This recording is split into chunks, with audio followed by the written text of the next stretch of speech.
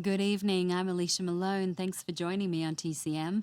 Tonight, in the lead up to Halloween, we are celebrating two legendary actors who played a variety of classic movie monsters, Boris Karloff and Bela Lugosi. And more than that, our lineup consists of the films they made together. So let's start with their first collaboration from 1934. It's The Black Cat, directed by Edgar G. Ulmer. And it was Ulmer who had the idea to team Boris Karloff and Bela Lugosi.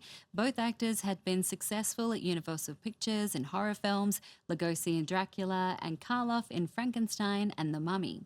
Ulmer pitched his idea to the head of production at Universal, Carl Laemmle Jr., selling him on the box office potential of these two starring in an Edgar Allan Poe story.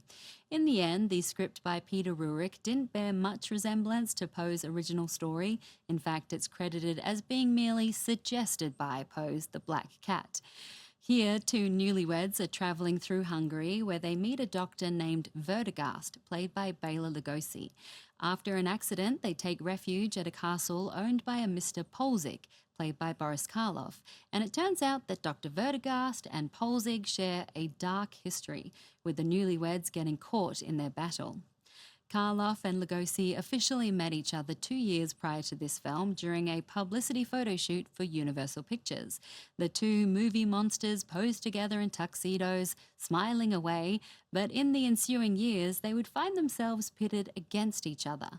Karloff and Lugosi were often up for the same roles, and the press delighted in writing about the feud that existed between them, though that was more for publicity's sake than anything real. Karloff and Lugosi had very different personalities, and while they weren't close friends, they were professionals.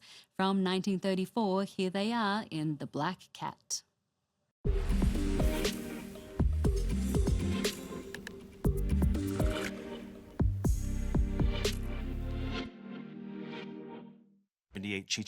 Director Edgar G. Ulmer shocked Universal Pictures studio head Carl Laemmle Sr. with the first cut of The Black Cat, which was more gruesome than what we just saw.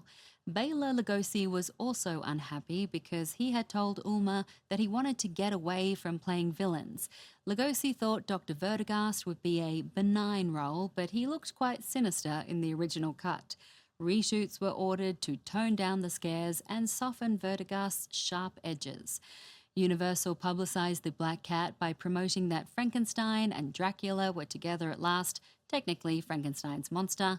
Audiences were excited to watch Boris Karloff with Bela Lugosi, and the low-budget horror film was a big success. This kicked off a string of movies featuring the two actors together. All in all, they made 7 movies as co-stars, with Boris Karloff usually being credited as simply Karloff. He became the biggest star of the two, and Lugosi never really got the chance to find popularity outside of horror. He is good in horror, though, and next on TCM we'll continue to watch movies starring Lugosi and Karloff. After this break, Karloff reprises his most famous role in his third Frankenstein film from 1939. Next on TCM, Son of Frankenstein, then The Body Snatcher, and later The Invisible Ray. TCM is all aglow with Boris and Bela tonight.